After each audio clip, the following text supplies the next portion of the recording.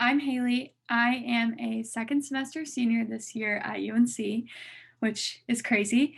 And I'm really excited to be a peer mentor because I have done it this past semester and the semester before, and it's really been one of the favorite parts of my semester.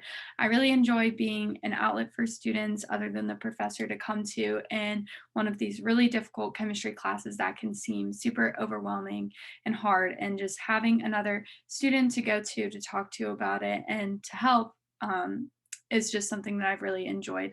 When I was taking these classes, I really relied on and loved my peer mentors, and I really just wanted to be that person for another student.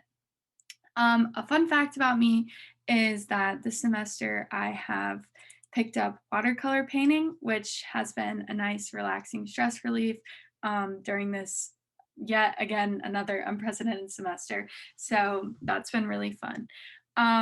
Something that I plan to do to encourage students to study better and learn better is, well, for one, never just giving students the answer when they ask, really just prompting them with questions to get them to get the answer themselves. I've worked on that a lot this semester, being in person with the students during class and really seeing their light bulb moments when they get a problem right on their own and when they get that moment to click is so much more valuable for them. And that's something that I will continue to do and work on to help them learn better. And I will also encourage students to do all of the pre-class assignments and really emphasize the value of that, because I personally have experienced it and have also witnessed it as a peer mentor, that when you do the pre-class assignments, you really, really can make the most out of your time in class. And it's almost impossible to fully learn if you don't have those pre-class assignments done. And just encourage students to do that and give them tips on how to manage and stay on top of it, even in their busiest weeks when they feel like they don't have time to do it. Really just help them with that. So now I'm going to show a problem in organic chemistry. Okay, so now I'm going to go over one of the first things we learn in organic chemistry, which is how to count hydrogens giving a structure. So each vertice represents a carbon, and each carbon has a varying number of hydrogens on it. Every carbon wants to have 4 bonds because in its neutral state, it has a full octet. Therefore, it has 8 electrons, and each bond has 2 electrons in it. So let's start with this carbon right here at our first vertice. So it's bound to one other carbon, so we can know that it has 2 electrons right there. So to complete its octet, it must have 6 more electrons and 3 more bonds, since we said that carbons like to have 4 bonds total, and it has 1 bond there. So we will use red and say it has a hydrogen, another hydrogen, and another hydrogen, because in structures, hydrogens are drawn implicitly.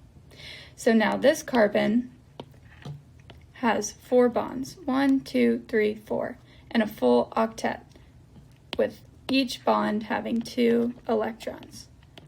1, 2, 3, 4, 5, 6, 7, 8. Now, this carbon is bound to 1, 2, and then a double bond, again, 3. So it already has 3 bonds. Therefore, it only is bound to 1 hydrogen. Now we can count the electrons just to make sure. 1, 2, 3, 4, 5, 6, 7, 8. Okay, now this carbon, it's bound to 1, double bond 2, 3, therefore it's only bound to 1 hydrogen, same as the last one, and let's double check. 1, 2, 3, 4, 5, 6, 7, 8. Now, this carbon is bound to 1 carbon, 2 carbon, 3 carbon, and then a double bond, 4. So it doesn't have any hydrogens. Let's count to make sure. 1, 2, 3, 4, 5, 6, 7, 8. Has all 8 electrons.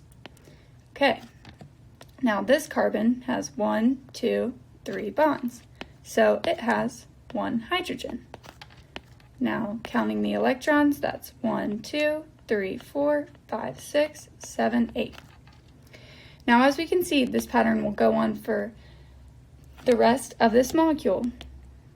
1 hydrogen here because this carbon has 3 bonds, 1, 2, 3. This carbon has 1, 2, 3 bonds, so it has 1 hydrogen. This carbon has 1, 2, 3 bonds, so it has 1 hydrogen. And finally, this carbon has 1, 2, 3 bonds, so it has 1 hydrogen. And to double check yourself, you can always count your electrons and make sure that each carbon has a full octet in its neutral state. But that's how you count how many implicit hydrogens are in your molecule. So this molecule has 1, 2, 3, 4, 5, 6, 7, 8, 9, 10 hydrogens.